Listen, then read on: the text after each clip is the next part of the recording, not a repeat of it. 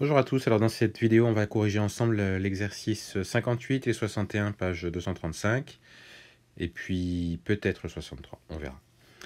Donc, pour l'exercice 58, vous avez deux vecteurs, le vecteur U de coordonnées 1, 3 et V de coordonnées 1, 1, et on vous demande de trouver les produits scalaires. Alors, il faut juste vous rappeler qu'il y a des règles de calcul qui s'appliquent aux produits scalaires, comme pour des nombres réels. Donc, par exemple, alors déjà, je vais agrandir un peu. U scalaire V, rappelez-vous que là, puisqu'on a des coordonnées, on multiplie ici 1 par 1 plus moins 3 fois moins 1. Donc ça donne au niveau du produit scalaire 4. Et puis ensuite, ce que vous allez avoir, ça va être des multiples de ce produit scalaire-là. Par exemple, ici, vous avez U scalaire moins 4V. Du coup, le moins 4, là encore, c'est une formule du cours, on peut le mettre devant. On peut faire produit scalaire de UV multiplié par moins 4. Donc du coup, je reprends la valeur de mon produit scalaire ici, c'est 4, et donc moins 4 fois 4, c'est ce que j'ai marqué ici, ce qui fait moins 16. Pareil pour le deuxième, le troisième, plutôt le petit c, moins U scalaire 2V, le 2, on peut le faire passer devant, on garde le moins, hein, donc c'est moins 2 scalaire UV, ce sera donc moins 2 fois 4, et ça fera moins 8. Et puis ici, ça ressemble à une identité remarquable comme on les connaît dans les nombres réels. Donc en fait, U plus V facteur de U moins V, c'est égal à U au carré moins V au carré. Alors il faut se rappeler deux choses ici. Se rappeler ce que ça signifie vecteur U au carré, et se rappeler aussi comment on calcule la norme d'un vecteur. Alors dans la page 2 de votre cours, il y a la définition sur le projeté orthogonal et le produit scalaire. Vous avez quelque chose qui vous dit que quand on fait un vecteur scalaire un autre, voilà, c'est égal normalement à AB fois AH, H étant le projeté orthogonal de C sur la droite AB. Donc en gros, votre droite AB, vous avez ici A, vous avez B par exemple ici, et puis quelque part sur la droite, sur la demi-droite AB, vous avez le point H. Donc, on vous dit que quand les deux vecteurs ont le même sens, ça nous fait AB fois H. Mais imaginez maintenant que les vecteurs soient... Donc, vous notez hein, que les vecteurs sont tous sur la même droite. Hein. Les points sont tous sur la même droite ici. Et qu'est-ce qui se passe si maintenant, à la place d'AB scalaire AC, j'avais AB scalaire AB? C'est le même principe, puisque là, on pourrait un peu considérer quelque part que B, c'est le projeté orthogonal de lui-même sur la droite AB. Donc en fait, ça voudrait dire que AB scalaire AB, ce serait égal à AB fois AB. Notre B serait à la fois le point B et le point H ici. Et donc en fait, ça c'est égal à AB au carré. Mais ça, quand on l'écrit, c'est égal à vecteur AB au carré. Donc en fait, quand vous calculez le carré, vous faites le produit scalaire d'un vecteur par lui-même, eh bien il faut calculer la longueur ou la norme du vecteur au carré. Pourquoi dire ça? C'est parce que ici, pour vecteur U, le tout au carré, pour le calculer, il suffit de calculer la norme du vecteur U au carré. Je vous l'écris. Vecteur U comme ça au carré, c'est égal à norme du vecteur U. C'est le carré scalaire de U, hein, on appelle ça. Norme du vecteur U, le tout au carré. Donc il suffit de calculer la norme ici, la norme du vecteur U. Alors du coup, maintenant, il faut se rappeler d'une autre formule qui se trouve à la page 2 de votre cours dans la partie remarques. C'est celle qui dit que la norme du vecteur U, sachant que U, ses coordonnées, c'est x, y, la norme du vecteur U, c'est égal à racine carrée de x carré plus y carré. Donc c'est ce qu'on va appliquer dans notre exemple ici. Le vecteur U il a pour coordonnées 1, moins 3. Le vecteur V il a pour coordonnées 1, moins 1. On va donc calculer ici x carré plus y carré. Donc ça va faire 1 au carré. Ici, là, on a 1 au carré plus moins 3 au carré. On met la racine carrée de tout ça. Mais comme le vecteur U, il est mis au carré, il faut mettre au carré. Donc je mets au carré ici. Et puis pareil, pour le vecteur v, c'est 1 au carré plus moins 1 au carré. Donc, je prends la racine carrée de tout ça, que je mets aussi au carré. Et puis ça me donne, ce qu'il y a ici, ça donne 10. Ici, ça donne 2. Donc j'ai racine de 10 au carré moins racine de 2 au carré. Ça nous donne 10 moins 2, ce qui fait 8. Donc voilà comment on peut faire l'exercice 58. Alors passons maintenant à l'exercice 61. Donc dans l'exercice 61, c'est un petit peu le même principe que précédemment. On doit calculer les produits scalaires. Et c'est à vous de déterminer ce qu'il faut utiliser. Est-ce qu'on va utiliser plutôt la formule avec le cosinus, celle avec les normes, celle avec les coordonnées, ou encore celle avec le projeté orthogonal. Donc il faut regarder ce que vous avez. Quand vous voyez des angles, généralement, c'est qu'il va falloir utiliser celle avec le cosinus. Donc là, par exemple, dans le premier, vous notez qu'il y a un angle, l'angle CAB qui mesure 40 degrés. Donc on va essayer avec la formule avec le cosinus. Ça fait AB AC fois cosinus CAB. Cosinus CAB, c'est pareil que le cosinus de 40 degrés. Donc quand on calcule tout ça, ça nous donne 15,32. Alors on passe au petit b. Dans le petit b, vous notez que vous n'avez que des longueurs. Vous avez les trois longueurs du triangle ABC. Donc on peut peut-être penser dans ce cas-là à utiliser la formule avec les normes. Puisque vous avez ici, donc 1/2 de AB au carré plus la norme de AB au carré plus norme de AC au carré moins norme de AB moins AC le tout au carré. AB moins AC, on va utiliser la relation de Schall pour le transformer. Ça fait AB plus CA. Et AB plus CA, d'après la relation de Schall, ça fait CB. Donc du coup, on va pouvoir écrire que le produit scalaire, c'est 1/2 facteur de AB carré plus AC carré moins CB carré. Je remplace par les valeurs et ça me donne au final 21,5. Voilà pour le petit b. On passe au petit c. Alors, donc là ici, il n'y a pas énormément d'informations, hormis le fait que, enfin en tout cas on en a suffisamment, hormis le fait que ABC est de toute évidence un triangle isocèle en B, et on connaît la longueur du segment AC. Donc, on peut peut-être, même s'il n'est pas construit, on peut peut-être penser au projeté orthogonal. Pour quelle raison? Parce que vous voyez que ABC est isocèle. Je vais peut-être juste vous le redessiner ici. Là, on a B, A et C.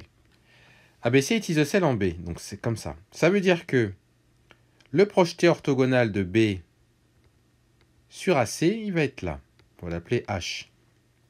Mais, ça veut dire que donc BH et AC sont perpendiculaires. Ça veut dire que ce que vous avez construit ici, c'est la hauteur issue de B. Mais comme on est dans un triangle isocèle, la hauteur, c'est aussi la médiane. Ce qui veut dire que, en fait, H, c'est le milieu de AC également. C'est pour ça que du coup, ce que vous pouvez faire, c'est faire le projeté orthogonal de B comme je viens de le faire. Donc vous pouvez écrire que AB scalaire AC, c'est égal à AH, la longueur AH, fois la longueur AC. Comme H est le milieu de AC, ça veut dire que AH mesure la moitié, donc 3 cm, enfin 3 du moins, et AC 6, donc 3 fois 6, 18. Voilà comment vous pouviez faire le produit scalaire pour celui-ci. Alors on passe au petit d maintenant. Alors on a la figure ici. Ce que je vous propose de faire dans un premier temps, c'est de placer le projeté orthogonal de C sur la droite AB. On va utiliser ici le projeté orthogonal. Alors ensuite, on peut donc dire que le produit scalaire de AB et AC, c'est égal à AB fois AH. AB fois AH. Mais il faut savoir AH à combien il est égal. On ne connaît pas CD, on sait que ce serait égal à CD par contre, mais on ne connaît pas CD. Donc ce qu'on va faire en fait, c'est que on va utiliser le théorème de Pythagore dans ce triangle-là, puisque, alors c'est peut-être pas dit dans l'énoncé, mais sinon on ne peut pas le faire l'exercice, il faut que AD soit égal à CD. Donc on va mettre juste ici, voilà. Comme AD est égal à CD, on va pouvoir appliquer le théorème de Pythagore. Alors regardons comment on peut le faire. Donc dans le triangle rectangle, dans le triangle rectangle ACD rectangle en D, on a AC au carré qui est égal à AD au carré plus DC au carré. Comme AD c'est la même chose que DC au carré, on peut dire que le tout est égal à 2 fois DC au carré. Je remplace par les valeurs que je connais. 3 au carré, c'est AC. Là, j'ai 2 fois DC au carré, donc voilà, on laisse comme ça.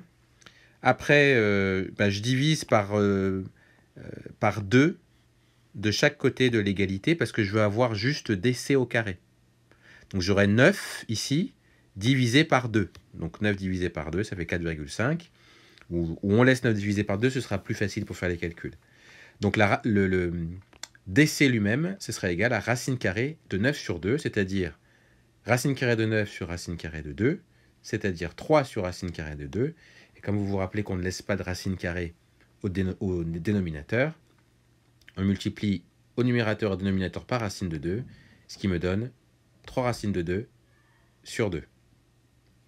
Donc maintenant que je connais DC, je sais que DC est égal à AH. Bon, c'est bon, c'est fini. Je peux dire que AB fois AH, c'est pareil que AB fois DC, ce qui est égal à 5 fois 3 racines de 2 sur 2. Et ça donne 15 racines de 2 sur 2. Voilà donc pour le D. Et on va terminer maintenant avec le petit e. Alors dans le E, j'ai choisi aussi d'utiliser le projeté orthogonal. On a le vecteur AC scalaire AB, ou AB scalaire AC, peu importe. Donc, si on prend le projeté orthogonal de C sur la droite AB, on obtient un point qu'on appellera H'. Alors, tout ce qu'on va voir là, en fait, dans la suite de l'exercice, c'est comment calculer AH', puisqu'on en a besoin pour calculer le produit scalaire de AC AB. Alors, donc déjà, mon objectif, ça va être de montrer que HDCH' est un rectangle. Pourquoi ça sera important? Parce que comme ça, je peux dire que DC, il est égal à H', et donc du coup, ce sera très facile après de trouver AH'. Alors déjà, je sais que par construction, H', donc CH' est perpendiculaire à AB. Mais on sait aussi que DH est perpendiculaire à AB, là encore par construction. Ça veut dire qu'on a deux droites qui sont perpendiculaires à la même droite. Donc ça veut dire qu'elles sont parallèles. Donc ça signifie que DH est parallèle à CH'. Mais on sait aussi que ABCD est un parallélogramme, donc DC est parallèle aussi à AB. Et donc parallèle aussi à H'. Donc là, on a affaire à un parallélogramme. HDCH' est un parallélogramme, ce qui signifie que les longueurs DC et HH' sont égales. Et donc HH', ça vaut 5, puisque DC est égal à 5. C'est comme AB, puisque ABCD est un parallélogramme lui-même. Donc maintenant, pour trouver AH', il suffit de faire notre longueur HH' plus notre H. Donc 5 plus 1, ce que j'ai marqué ici, ce qui fait 6. Donc maintenant, je peux calculer le produit scalaire. AB scalaire AC, c'est égal à AB fois AH', puisque H' est le projeté orthogonal de C sur AB.